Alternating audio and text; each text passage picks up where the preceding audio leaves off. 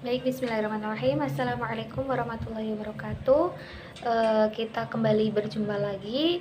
Semangat pagi. Semoga kita senantiasa diberikan kesehatan dan juga kelancaran dalam melaksanakan pembelajaran. Nah, kita memasuki materi yang berikutnya, yaitu mengenai permintaan dan juga penawaran. Nantinya kita akan mengulas secara mendalam mengenai permintaan dan juga penawaran. Nah, sebelum kita memulai pembelajaran kali ini, alangkah baiknya kita berdoa terlebih dahulu, supaya ilmu yang kita dapat nantinya adalah ilmu yang barokah dan juga manfaat. Berdoa menurut agama dan kepercayaan masing-masing dimulai. Berdoa selesai. Semoga kita diberikan kelancaran dalam mempelajari materi kali ini. Kita akan membahasnya satu persatu. Yang pertama yaitu permintaan. Nama lain dari permintaan itu apa? Iya, demand. Demand adalah permintaan. Permintaan itu merupakan sejumlah barang yang diminta konsumen atau akan dibeli dengan harga tertentu dan dalam kurun waktu yang tertentu juga. Jadi tadi kan permintaan itu menunjukkan banyaknya jumlah barang yang diminta pada suatu pasar tertentu dengan tingkat harga tertentu dan pada tingkat pendapatan tertentu serta dalam periode tertentu. Nah, misalkan kita membeli barang itu secara online, apakah itu termasuk dengan permintaan? Jawabannya iya. Permintaan itu tidak hanya terjadi secara langsung ataupun tatap muka, face to face di pasar ataupun di swalayan ataupun di tempat-tempat jual beli. Nah, permintaan itu juga bisa terjadi secara online, transaksinya itu secara online, misalkan melalui media aplikasi Shopee, Lazada, dan lain sebagainya. Misalkan kita belanja di pasar tradisional, beli sayur seperti itu. Di situ kita itu merupakan konsumen atau orang yang melakukan permintaan, sedangkan di situ orang yang melakukan penawaran yaitu penjualnya. Jadi di situ ada kegiatan jual beli, ada transaksi antara penjual dan juga pembeli. Kemudian tentunya ketika kita akan melakukan pembelian atau melakukan permintaan, pasti kita itu akan memperhatikan beberapa hal.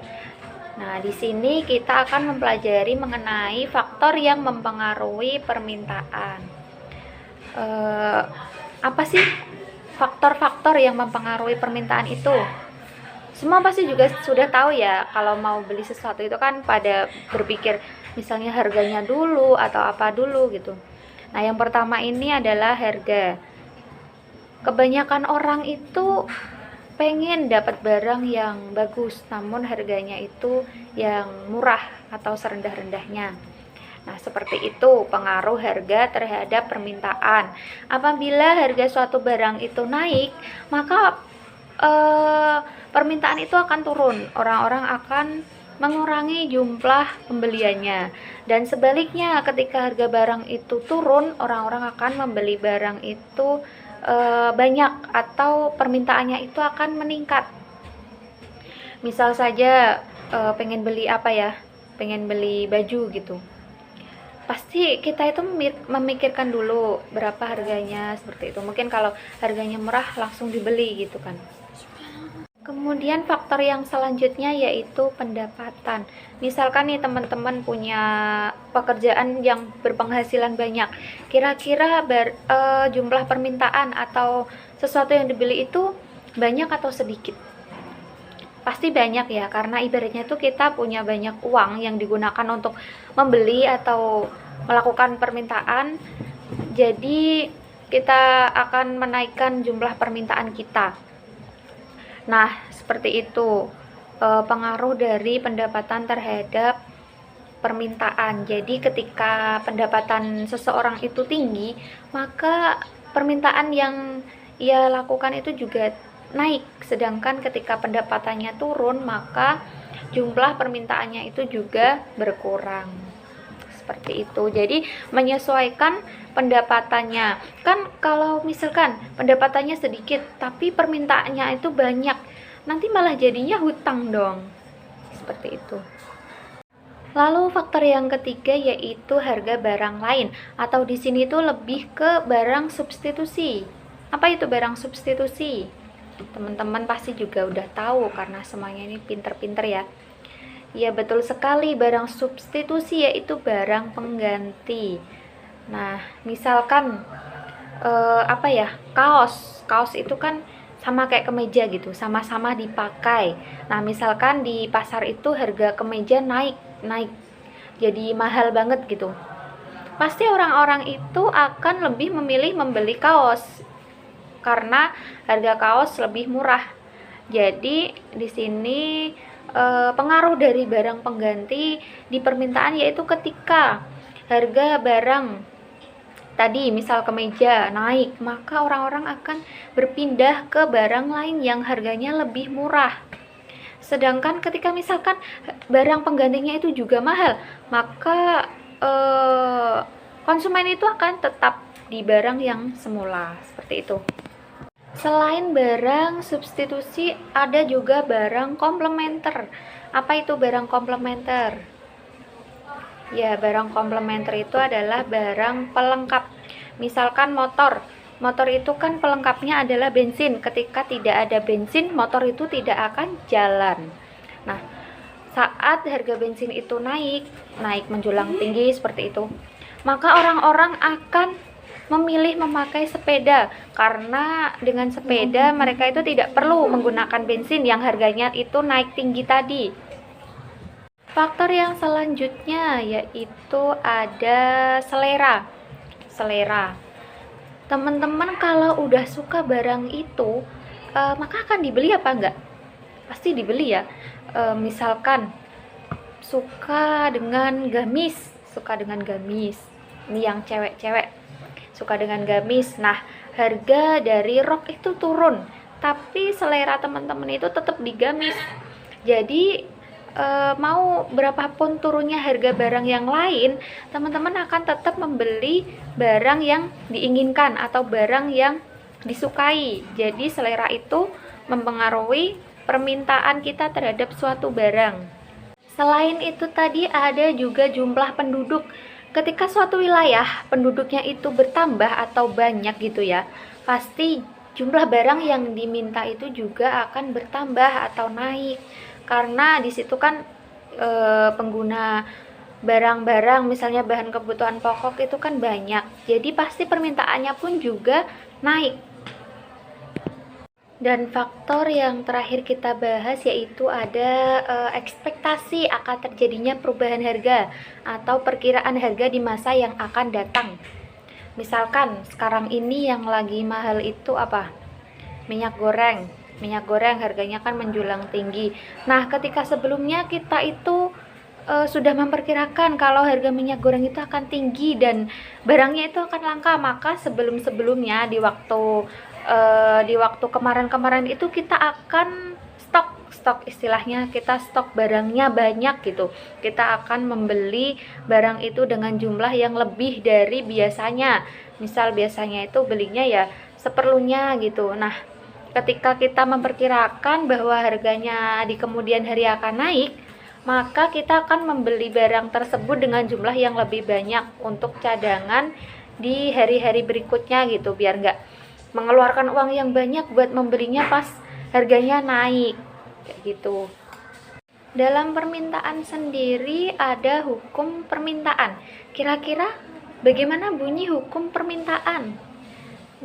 Bisa kita kaitkan nih, ketika barang itu murah kita belinya tuh banyak, dan ketika barang itu mahal kita belinya sedikit gitu. Jadi apa ya, semakin rendah tingkat suatu harga barang, maka semakin tinggi jumlah barang yang diminta, dan sebaliknya semakin tinggi tingkat harga suatu barang, maka semakin rendah atau semakin sedikit jumlah barang yang diminta. Namun Hukum permintaan ini juga berdasarkan dengan asumsi ceteris paribus. Nah, apa itu ceteris paribus? Ya, ceteris paribus itu artinya hukum permintaan tersebut berlaku jika keadaan atau faktor-faktor selain harga tidak berubah. Jadi yang berubah itu cuma harga. Itu yang lainnya itu tetap. Yang selanjutnya ada kurva permintaan atau demand curve. Nah, kurva ini merupakan grafik yang menggambarkan hubungan antara price atau harga barang dengan Q atau quantity, yaitu jumlah barang yang ingin dibeli atau akan dibeli oleh konsumen. Seperti itu. Di sini biasanya kurva permintaan itu digunakan untuk memperkirakan perilaku dalam pasar kompetitif dan seringkali juga digabung dengan kurva penawaran untuk memperkirakan titik equilibrium atau saat jumlah permintaan dan penawaran itu sama. Nah, kurva permintaan itu selalu berlereng negatif. Kenapa demikian? Karena kurva dari permintaan itu selalu berlereng negatif, yaitu menurun dari kiri atas ke kanan bawah. Nah, mengapa demikian? Itu karena disebabkan hubungan variabel antara harga dan juga jumlah barang.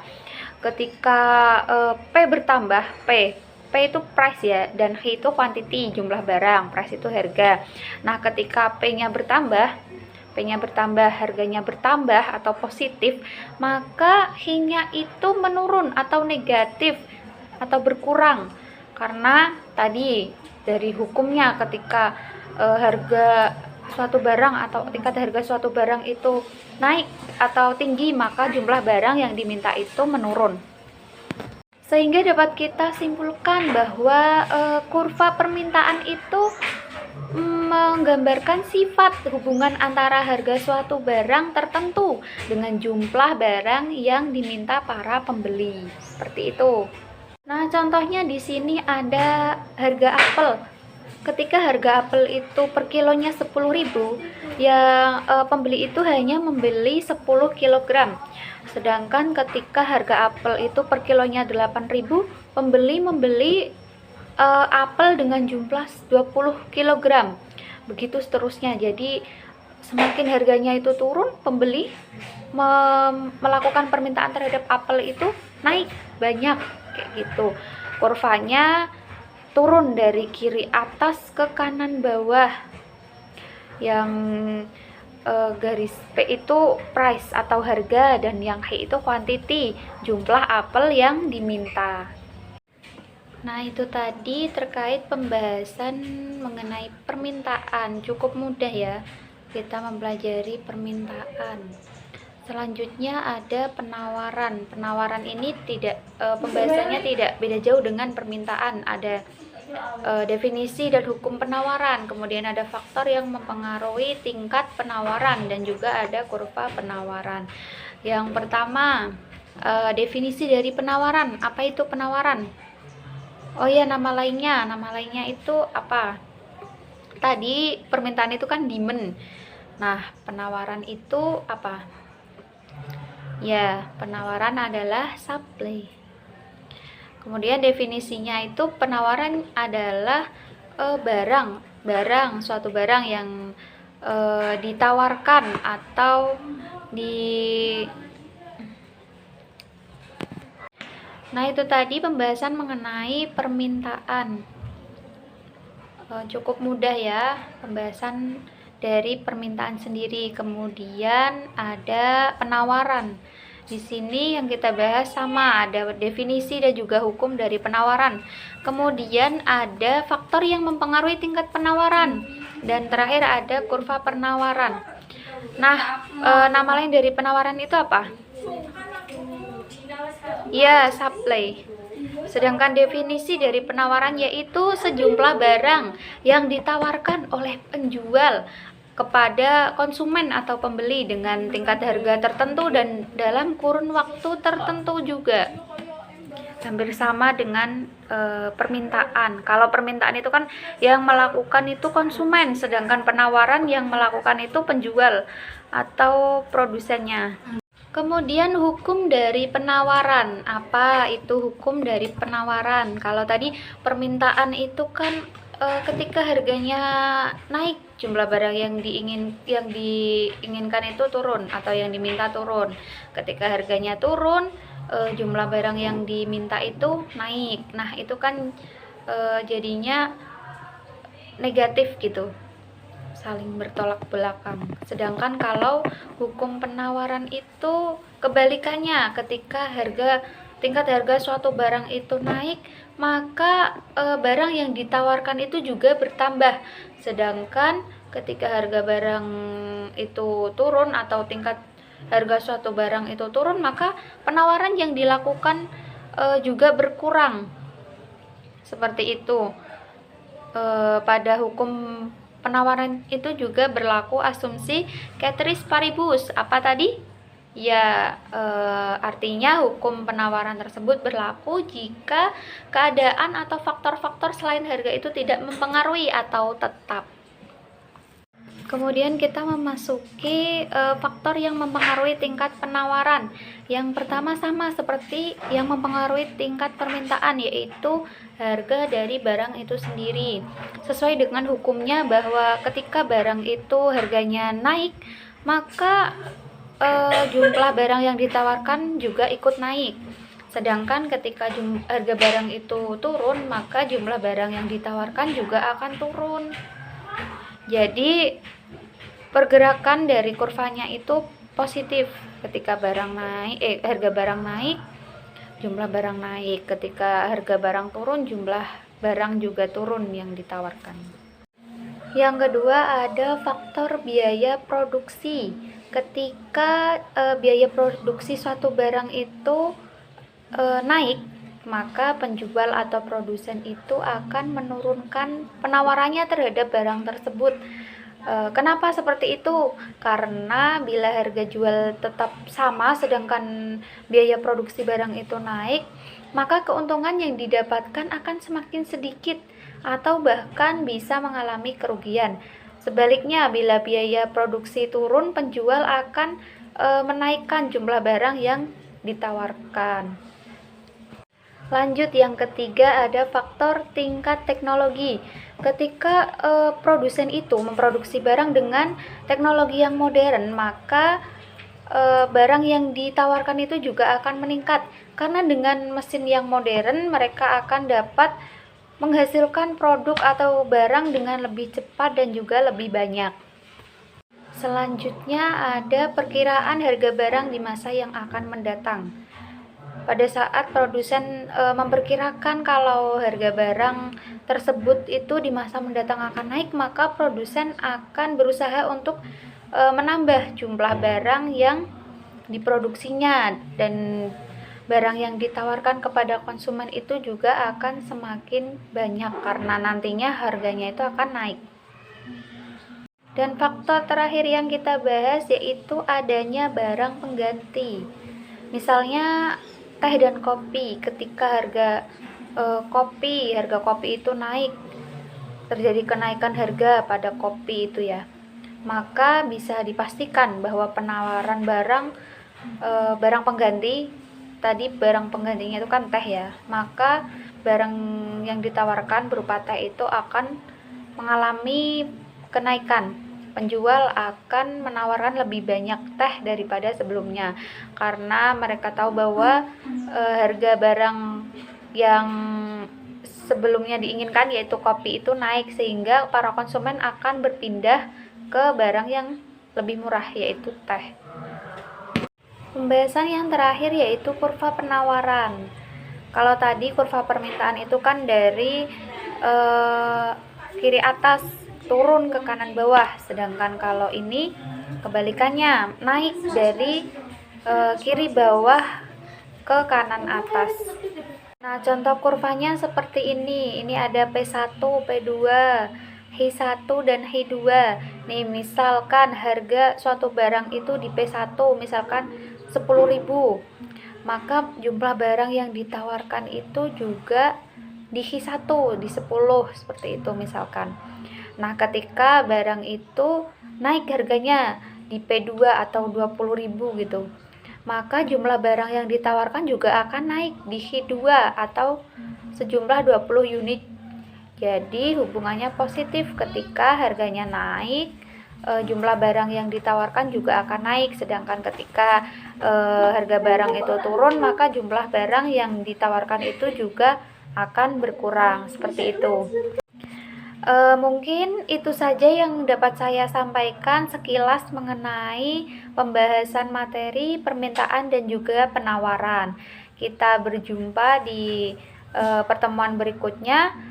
Saya cukupkan, kurang lebihnya mohon maaf. Wabillahi taufik wal hidayah. Wassalamualaikum warahmatullahi wabarakatuh.